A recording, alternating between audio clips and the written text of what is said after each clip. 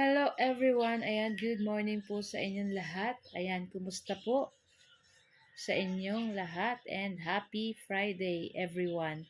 So for today's video ay samahan niyo po ako magluto nitong ating napakasarap na pansit bato.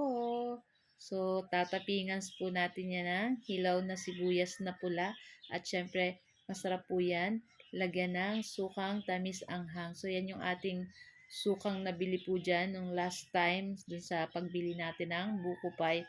Ayan, bagay na bagay po yan dito. So kung wala po kayo niyan, pwede na po kayong gumawa ng suka. Lagyan nyo na lang ng sibuyas, bawang, paminta, tapos konting sugar, tapos paminta. Ayan, so kayo na lang pong bahala. Pwede nyo naman po yung magawa.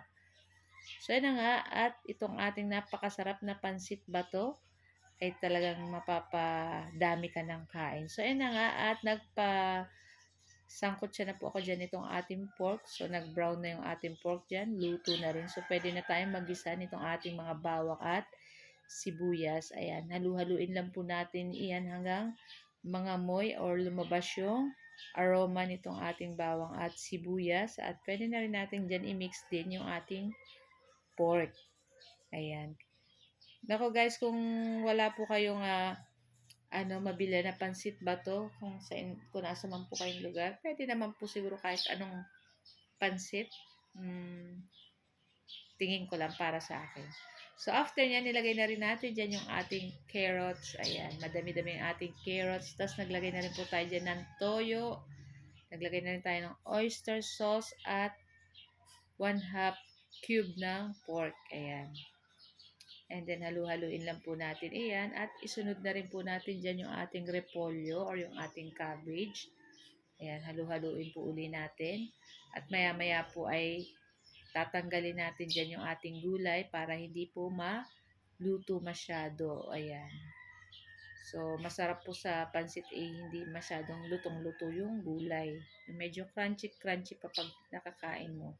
So, yun na nga, at ahunin natin dyan yung ating gulay at maglagay na tayo ng tubig. Ayan, papakuluan lang po natin iyan.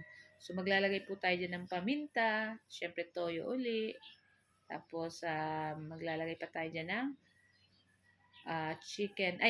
pork cube. Ayan, yung kalahati ng pork cube kanina.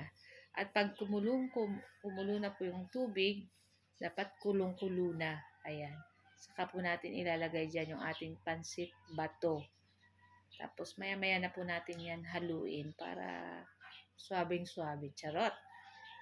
So, na nga. At pagkatas ng ilang minuto, ayan, kumulo na uli siya, guys. Ayan, pwede na natin yan halu-haluin. Ayan. Nako, napakasarap talaga ng ganitong luto sa pansit bato.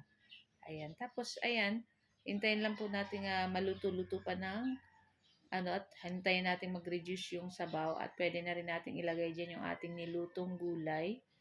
Ayan. So, ilang minuto lang guys ay papatay na rin natin dyan yung apoy. Ayan. At yung ating gulay dyan ay okay naman na po yan. Luto na rin. So, ayan na nga. Naku guys, kumuha na rin kayo ng inyong plato. Pakaluto nito guys at napakasarap nito. So guys, ito lang po ang aming video today at sana po nag-enjoy kayo. Huwag niyo po sana kalimutan mag-like at mag-follow para palagi po kayo updated sa aming mga bagong video na i-upload. So guys, thank you for watching. Sarap! Ciao!